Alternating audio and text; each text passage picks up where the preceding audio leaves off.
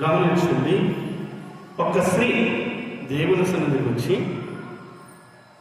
ప్రార్థన చేసి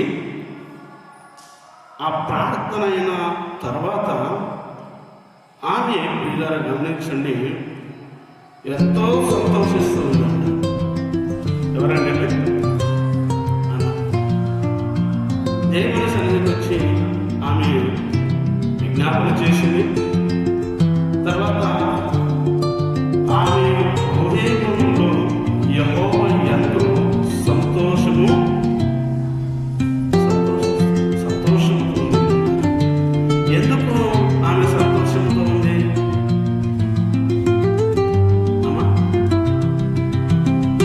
దేవుని యందు ప్రార్థన చేసినాక ఆమె ఏమొచ్చింది? సంతోషం. మనం కూడా నేను ఒక మాట ప్రార్థన చేయండి అన్న మాట చెప్తుంటే ప్రార్థన చేసిన హృదయపూర్వకంగా ప్రార్థన చేసిన తర్వాత మనసు అనేది సంతోషంతో ఉల్లాసంతో అదే ప్రార్థన చేసిన తర్వాత మేము గమనించండి, మిమ్మల్ని మీరు ఒకసారి పరిశీలించండి. పూర్ణ హృదయంతో ప్రార్థన చేసాడు, పై కాదు. నేను అది కూడా నేనే చెప్తాను. మన హృదయపూర్వకంగా మన హృదయంలో ఉన్నటువంటి బాధను వ్యక్తపరుచుకున్న తర్వాత మన హృదయంలో ఉన్నటువంటి ఆలోచన దేవునితో పంచుకున్నప్పుడు, ప్రార్థన అంటేనే దేవునితో మనం పంచుకోవడం. ఒకరితో ఒకరు మాట్లాడేటప్పుడు మనలో ఉన్న విషయాలు పక్క వాళ్ళతో మనం ఏం చేస్తాము?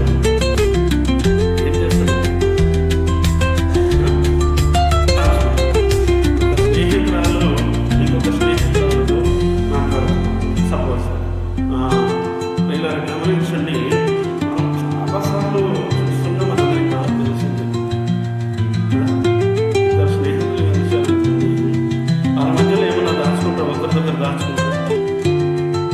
ఇద్దరు ఫ్రెండ్స్ కలిసారు, అది గర్ల్స్ కానీ బాయ్స్ కానీ స్త్రీలు కానీ పురుషులు కానీ ఇద్దరు కలిసారనుకోండి, ఒకరిలో ఉన్నది ఇంకొకరికి ఖచ్చితంగా ఆపుకోలేదు. ఎంత ఆపుకోవాలనుకున్నా తన స్నేహితులతో ఉన్నటువంటి అనుబంధాన్ని బట్టి, తనపైన ఉన్న నమ్మకాన్ని బట్టి, తనపైన ఉన్న ఆ ప్రేమను బట్టి దీనిలో ఏమి కూడా దాచుకోవాలనే దాచుకోగలుగుతారా? ఏం దాచుకో అంత ఓపెన్గా ఏది మాట్లాడమో ఏది చెప్పామో అని చెప్తారా? దాచుకో. నిజమైన ఫ్రెండ్స్ అయితే ఎవరు దాచుకోరు, దొంగ ఫ్రెండ్స్ అయితే దాచుకోరు కదా. వీళ్ళతో అనుకునే వాళ్ళైతే దాచుకోరు. అదే నిజమైన ఫ్రెండ్స్ అనుకో మొత్తము చెప్పేస్తారు. అంటే ఒకరితో ఒకరు మాట్లాడేటప్పుడు ఆ ఫ్రెండ్షిప్ చేసినప్పుడు అంత నమ్మకంలోనికి తీసుకెళ్తుంది. అంతే కదా, తీసుకెళ్తుందా లేదా కదా? ఇప్పుడు ఇలా గమనించండి, దేవుని వాక్యము చేత కూడా ఆయన మనతో ఒక మాట అన్నాడు.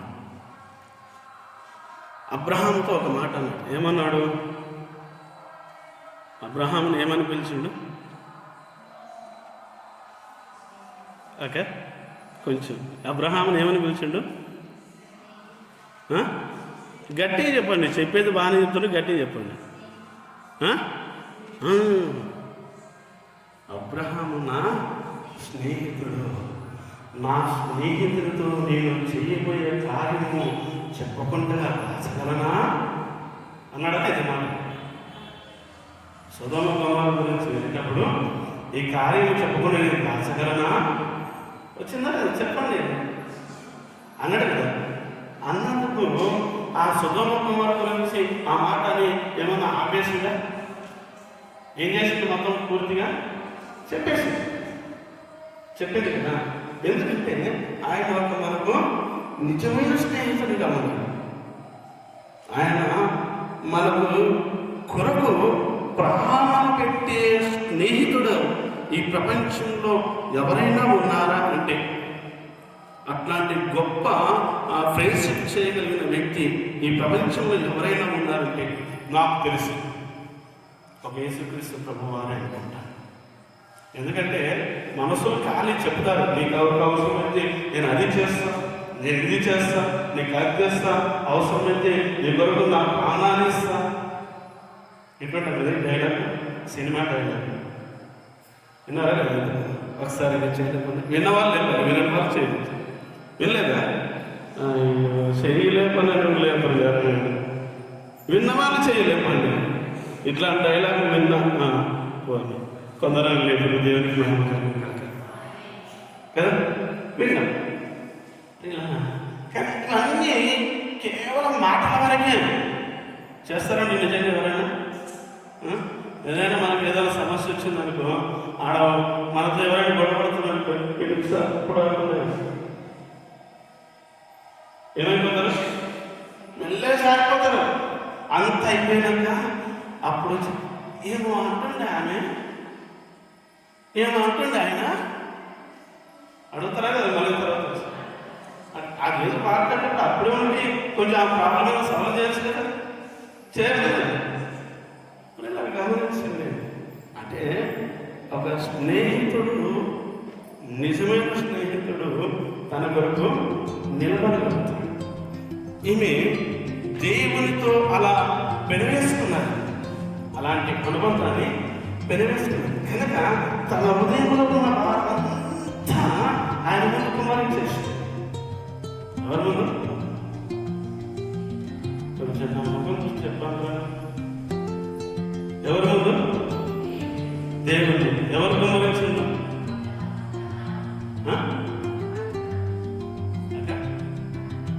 మీరు కరెక్టే చెప్తుండ్రు, కన్ఫ్యూజ్ అవుతుండ్రు. కరెక్టే చెప్తున్నారు. అన్నని కుమ్మరించేసింది.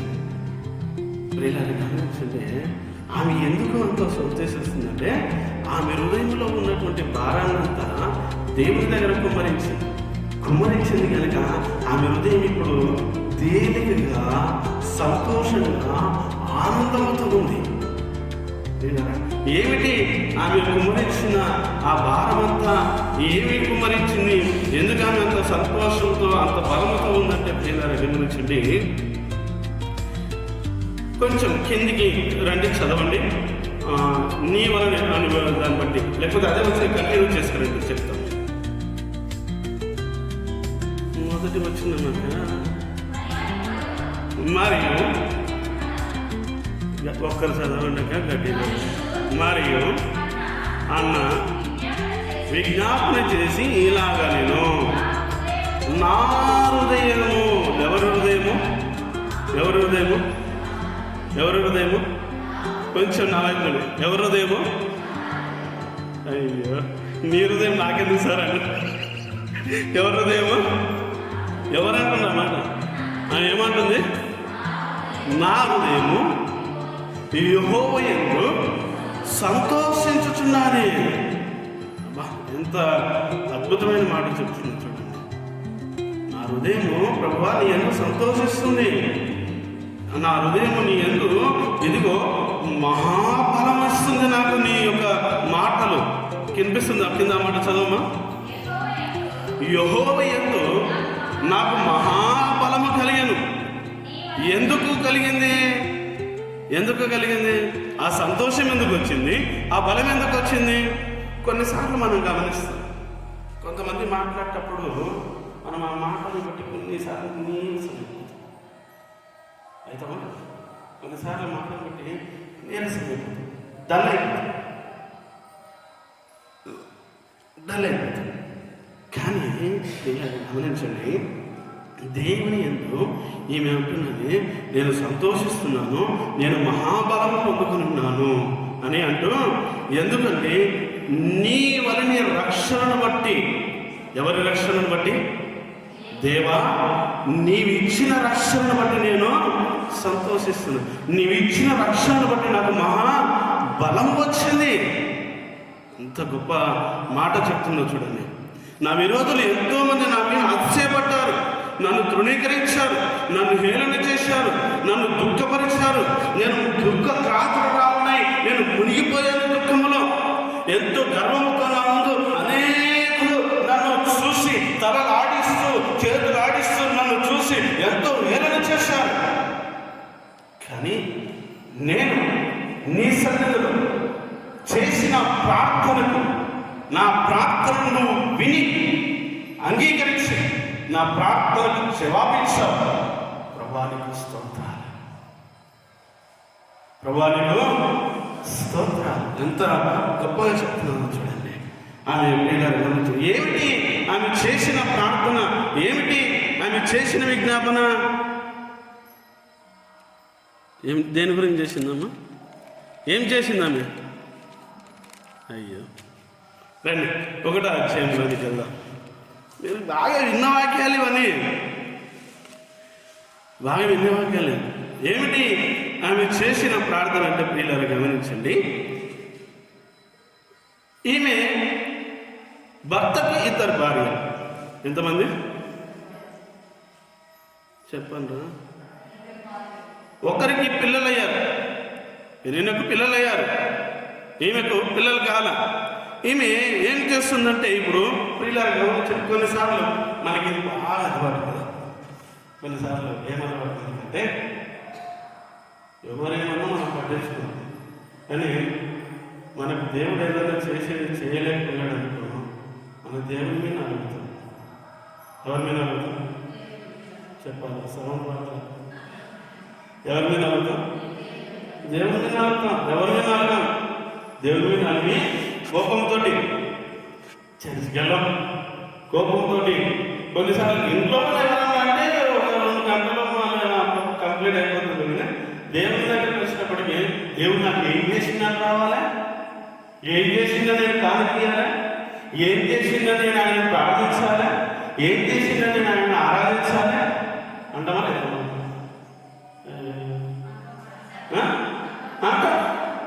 ఈ అక్క కూడా అదే. ఎవరి అక్క?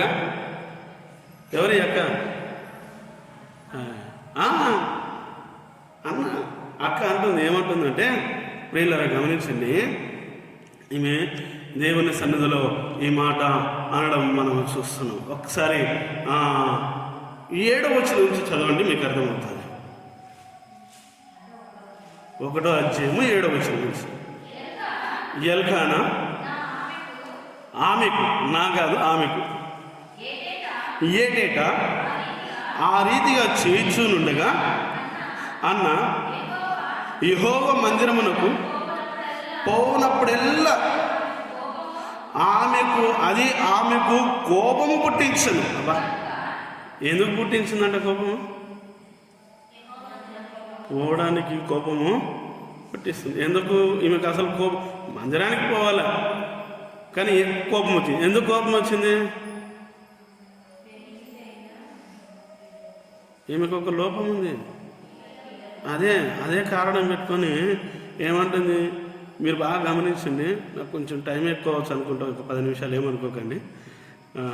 గమనించండి ప్రియులారా, టైం ఎందుకు ఎక్కువైతే అనుకుంటుంది, మనం ప్రారంభించుకోవడమే లేట్. కనుక ఒక 10 నిమిషాలు కొంచెం ఓకే పట్టుకోండి, ఏమనుకో.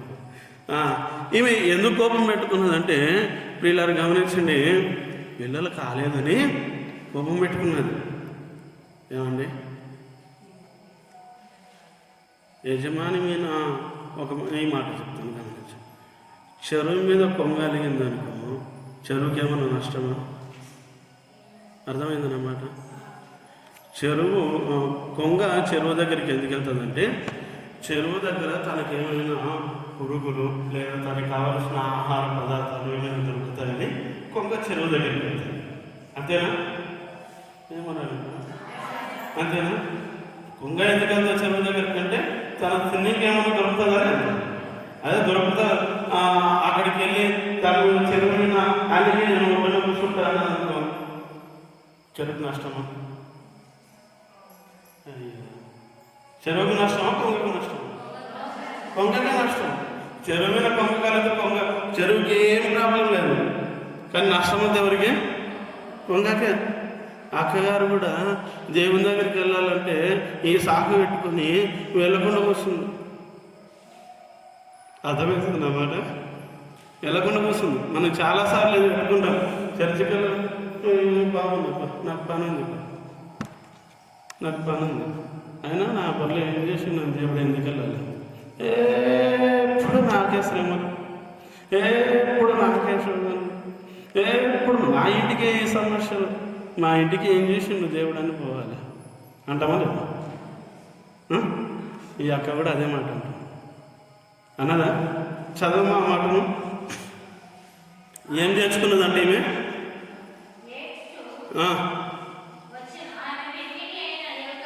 ఆమె పెనిమిటి అయిన ఎలకానా అక్క అక్క అక్క ఒక్క నిమిషం అక్క. యెహోవా మందిరమునకు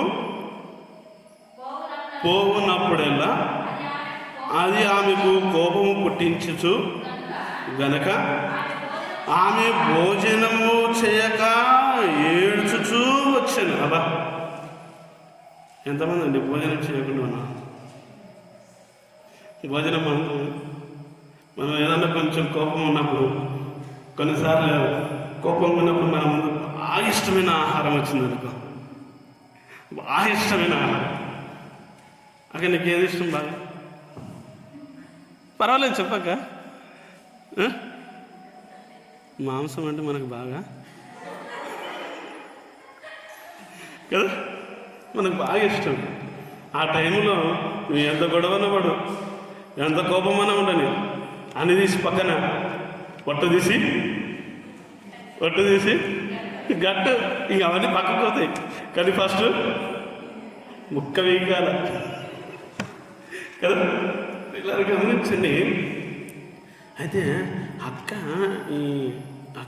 అలా చేయలేదంట. ఏడ్చుకుంటా, కోపంతో ఉంది, ఏడ్చుకుంటా భోజనం మానేసింది. ఇలా గమనించింది.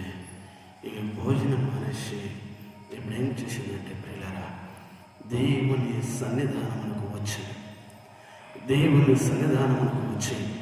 9వ వచనం చదవక ఆమె 9వ వచనం. వారు సీలోహులో అన్నపానములు పంచుకున్న తర్వాత అన్న లేచి యాజకుడైన ఏలీ మందిర స్తంభము దగ్గర ఉన్న ఆసనం మీద కూర్చొని ఉండగా బహు దుఃఖక్రాంతులారా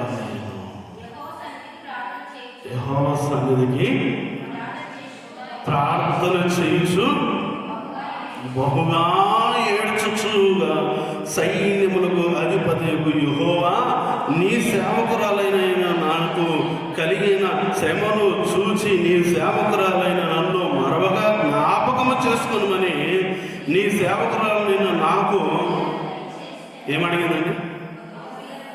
ఏమడిగిందండి? చెప్పండి సౌండ్. ఏమడిగింది? అయ్యో, ఏమడిగింది? మగపిల్ల కానీ అడుగుతుంది ఏంటంటే, నాకు పలానా పిల్లవాడు కావాలి. ఎందుకు అంటే, ఇంతవరకు నేను అవమానంతో ఉన్నా, అందరూ నన్ను చూసి ఏమైనా చేసారు, అందరూ నన్ను చూసి మరి నిందించరు, అందరూ నన్ను చూసి రకరకాలైన మాటల చేత నన్ను బాధపరిచారు. మానవ జాతికి అది సహజం. ఒక వ్యక్తికి ఏదైనా లోపం ఉంటే దాన్ని ఎత్తి చూపించి పదే పొడవడం, కాకులు పొడిచినట్టు పొడవడం మానవ జాతికి అది అలవాటు. అలా అన్న వాళ్ళ యొక్క మరి వారు తలదించుకోవాలి, వారు మౌనంగా ఉండాలి. కనుక నీవు నాకు మగపిల్లగా నీవు అని తన స్నేహితుడైనటువంటి దేవునితో ఏం చేస్తుంది? ప్రార్థన చేస్తుంది. అంటే తన హృదయంలో ఉన్నటువంటి భారాన్ని ఆమె పంచుకుంటుంది. ప్రార్థన అంటే హృదయంలో ఉన్న భారాన్ని ఒక స్నేహితులతో పంచుకోవడమే. మనకున్న సమస్యలను ఒకరితో మనం పంచుకున్నట్టుగా దేవునితో మనం పంచుకోవడమే. మనసులతో పంచుకుంటే కొన్నిసార్లు మన సమస్యలు తీరవు. మనసులతో పంచుకుంటే మన సమస్యలు తీరవు, కానీ దేవునితో పంచుకుంటే ఆ సమస్య తీరుతుంది. అన్న తన హృదయంలో ఎందుకు సంతోషిస్తుంది, తనకు ఎందుకు బలం వచ్చిందని ఆనందపడుతుందండి. దేవుడు అన్న చేసిన ప్రార్థన విన్నాడు. దేవుడు అన్న చేసిన ప్రార్థనకు ప్రియులారా గమనించండి. ఈ శిలోహు మందిరంలో అన్న చేసిన ప్రార్థన దేవుడు విని తనకు జవాబు ఇచ్చాడు. ఇచ్చాడా లేదా? కొంచెం ఇచ్చాడా లేదా? ఎంతమంది నమ్మకం? ఇచ్చాడు. ఎందుకంటే హృదయపూర్వకంగా చేసింది ఆమె ప్రార్థన. ఎలా చేసింది? హృదయపూర్వకంగా చేసింది. తనలో ఏమీ దాచుకోలే, తనలో ఏమో కొంచెం చెప్పి కొంచెం దాచుకోలే, పూర్తిగా చెప్పేసింది. ప్రభువా, నా పరిస్థితి ఇది, నన్ను అందరూ చూసి అవమానపరుస్తుండ్రు, నిందిస్తుండ్రు, నన్ను దుఃఖపరుస్తుండ్రు, నన్ను కార్యక్రమాలకు పిలవట్లేదు, నన్ను హేళన చేస్తుండ్రు. ప్రభువా, ఏంటి నా బ్రతికి ఇంతేనా, నా జీవితం ఇంతేనా, ఎందుకు ప్రభువా నా పట్ల నీ కృప చూపించలేకపోతున్నావు? దయచేసి ఈ దీనురాలైన నన్ను కరుణించి నీ కృప చూపించి నీ యొక్క సహాయం అనుగ్రహించి నాకు ఒక మగ పిల్లవాని ఇవ్వు, వాని తిరిగి నీకే ఇస్తా, వాని తిరిగి నీకే ఇస్తా. ఎంత అద్భుతం చూడండి. చేసినామా అసలు ఇట్లాంటి ప్రార్థన ఎప్పుడైనా మనం? ఏమండి, ఇలాంటి ప్రార్థన చేస్తున్నామా? ఎంతమంది ఇట్లా అన్నా చేసినట్టుగా అన్నా లెక్క ప్రార్థన చేశాము అన్న వాళ్ళు ఒక్కరు చేయలేపండి. దేవునికి స్తోత్రం. ఒకరు లేపారు. ఎంత అద్భుతమైన ప్రార్థన చూడండి. ప్రభువా, నాకు ఇస్తే అది మళ్ళీ నేను దాచిపెట్టుకుంటా అన్నట్లా అన్నదామే, దాచిపెట్టుకుంటా అన్నలా ప్రియులారా. కానీ దేవుడు తన ప్రార్థన విని తనకు జవాబుగా కుమారుణ్ణి ఇచ్చాడా లేదా? చెప్పండిరా, ఇచ్చిండు. అందుకే ఆమె హృదయంలో అంతా సంతోషిస్తుంది. అందుకే ఆమె యొక్క మహాబలము పొందుకున్నట్టుగా ఆమె ఎంతో బలముతో పొంగుతూ మాట్లాడుతూ ఉంది. మొదట మనం ఏం చూసుకున్నాం? ఆమె ప్రార్థనలో ఆమె ఎలా చేసింది, ఎందుకు సంతోషించింది? ఎందుకు సంతోషించిందండి? ఆమె సంతోషించిందా లేదు? ఒకసారి 2వ అధ్యాయం తీయండి అమ్మా. మొదటి వచనం చూడండి. మరియు అన్న విజ్ఞాపన చేసి ఇలాగ, నేను నా హృదయం యెహోవా యందు సంతోషించుచున్నది, యెహోవా యందు నాకు మహాబలము కలిగింది. ఎందుకు ఆమె సంతోషించిందంటే దేవుడు ఈ మొదటి అధ్యాయంలో ఆమె చేసిన ప్రార్థన దేవుడు విన్నాడు. మనము చేసే ప్రార్థన కూడా దేవుడు, ఎంతమంది నమ్ముతారు నేను చేసే ప్రార్థన దేవుడు వింటాడు? దేవునికి స్తోత్రం. అది ఆ నమ్మకంతో మనం ప్రార్థన చేయాలి, ఆ విశ్వాసంతో మనం ప్రార్థన చేయాలి. అలా చేసినప్పుడు ప్రియులారా, దేవుడు మన ఏడల ఖచ్చితంగా కార్యము చేస్తాడు. మనం విశ్వాసంతో చేయాలి. అన్న విశ్వాసంతో చేసింది, అది కూడా ఏదో పై పెదాలు ఆడించలా, తన హృదయపూర్వకంగా ప్రార్థన చేసింది, హృదయ అంతరంగంలో నుంచి ప్రార్థన చేసింది. తన ప్రార్థన చేస్తూ ఉండే పెదాల కదలలేదు ప్రియులారా, గమనించండి. ప్రార్థన చేస్తుంటే పెదాల కదల్లా, కానీ హృదయంలో ఆమె బహు దుఃఖముతో ప్రార్థన చేసింది. పెదాల కదలిన ప్రార్థన చేస్తుంటే ఆమె స్వరమే వినపడాలి. అది చూసి ఏలి అనుకుంటున్నాడు, మద్యం దారి వచ్చిందా ఏంది, మద్యం దారి వెళ్ళక మత్తుతో ఇట్లా ఉంది ఏంటని ఏలి అంటే, నా ఏలినవాడా అట్లా అనకు, నేను నా హృదయంలో ఉన్న భారాన్ని నా దేవుని పాదాల దగ్గర పెడుతున్నాను, నేను ఆయన దగ్గర పంచుకుంటున్నాను అన్నది. ఆమె చెప్పిన విధానాన్ని బట్టి ఏలి అంటున్నాడు, ఏలో ధైర్యంగా వెళ్ళు, దేవుడు నీ పట్ల కృప చూపించి నీవు అనుకున్నటువంటి కార్యం ఏడల దేవుడు చేస్తాడు, వెళ్ళు, నీకు బహుమానం ఇస్తాడు అన్నాడా లేదన్నమాట? అన్నాడు. ప్రియులారా, గమనించండి, ఆ విశ్వాసంతో మనం ప్రార్థన చేయాలి. దేవుని మీద అలగడం కాదు మనం చేసేది. దేవుని మీద అలుగుతే మనకేం రాదు. కొంగ చెరువు మీద అలుగుతే కొంగకేం రాదు, వస్తుందండి, అది కడుపు మాడి చావాల్సిందే. నిజమా కాదు ఈ విషయం? అంతే. ఎందుకంటే చెరువు దగ్గర తనకు ఆహారం దొరుకుతుంది. ఆహారం తినాలంటే చెరువులోనికి వెళ్ళాలి. చెరువు మీదకి అలిగి గట్టు మీద కూర్చుంది అనుకో, ఎన్ని రోజులు ఉండగలుగుతాయి? ఉండాలి. మనం కూడా దేవుని మీద అలగడం అనేసి దేవుని సన్నిధిలో మోకరించి ప్రార్థన చేయాలి. దేవుని సన్నిధిలో ఎలా ప్రార్థన చేయాలి? మోకరించి ప్రార్థన చేయాలి. ప్రియులారా, గమనించండి, అలా మనం చేసే ప్రార్థన దేవుడు ఖచ్చితంగా వింటాడు. దేవుడు ప్రార్థన విని ఆయన మన ప్రార్థనకు జవాబును ఇచ్చేవాడు కనుక ప్రియులారా, ఈ విషయం దేవుడు మనతో మాట్లాడుతున్నాడు.